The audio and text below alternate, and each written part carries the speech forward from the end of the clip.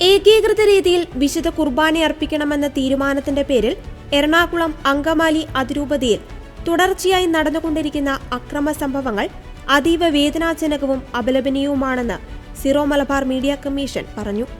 പ്രസാദഗിരി പള്ളിയിൽ വയോധികനായ father John തോട്ടുപുറത്തെ വിശുദ്ധ കുർബാന അർപ്പണത്തിനിടെ അൾത്താരയിൽ നിന്ന് ബലപ്രയോഗത്തിലൂടെ ഇറക്കിവിടുകയും അക്രമാസക്തരായ ഏതാനും പേർ ചേർന്ന് തള്ളിമറിച്ചിടുകയും ചെയ്യുന്ന വീഡിയോ ദൃശ്യങ്ങൾ ലോകമെമ്പാടുമുള്ള ദൈവവിശ്വാസികൾക്ക് ഉതപ്പും വേദനയും ഉളവാക്കി. സാമാന്യ ബോധമുള്ളവർക്ക് ചിന്തിക്കുവാൻ പോലും പറ്റാത്ത ക്രൂരതയാണ് അരങ്ങേറിയത്.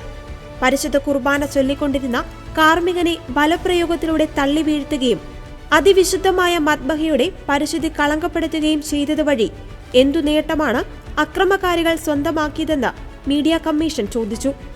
സഭയെ അനുസരിക്കുവാൻ തയ്യാറാകുന്നവരെ അക്രമങ്ങളിലൂടെ ഒറ്റപ്പെടുത്തുവാനും നിർവീര്യമാക്കുവാനും ശ്രമിക്കുമ്പോൾ ഒരു കാര്യം പകൽ പോലെ വ്യക്തമാണ്. ഹീനമായ ഒറ്റപ്പെടുത്തലുകളുടെയും ഭയാനകമായ ഭീഷണികളിലൂടെയും ക്രൂരമായ ശാരീരിക ഉപദ്രവങ്ങളിലൂടെയുമാണ് അനേകം വൈദികരെ ഇവർ സ്വാധീനിക്കുന്നത്.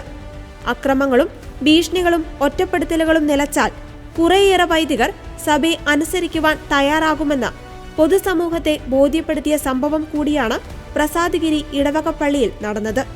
സഭാവിരുദ്ധ പ്രവർത്തനങ്ങൾക്കായി സഭയുടെ സമ്പത്ത് ദുരുപയോഗിക്കുകയും ക്രമസമാധാന പാലകരായ പോലീസിനെ ഭീഷണികളിലൂടെ നിർവീര്യമാക്കുകയും ചെയ്ത് അതിരൂപതയിൽ അരാജകത്വം വിതയ്ക്കുന്ന വൈദികരും അൽമായരും മിശിഹായുടെ ശരീരമാകുന്ന സഭയെയാണ് മുറിപ്പെടുത്തുന്നതെന്ന് ഓർക്കണം. സമാധാനപൂർവ്വം വിശുദ്ധ കുർബാനയിൽ പങ്കെടുത്തുകൊണ്ടിരുന്ന വിശ്വാസികളുടെ പേരിൽ അക്രമകാരികളായ സഭാവിരുദ്ധരുടെ നുണക്കഥകൾ പ്രകാരം ജാമ്യമില്ലാ വകുപ്പുകൾ ചുമത്തി കേസെടുത്ത പോലീസിന്റെ നടപടിയിൽ ശക്തമായ പ്രതിഷേധം അറിയിക്കുന്നതായി മീഡിയ കമ്മീഷൻ അറിയിച്ചു.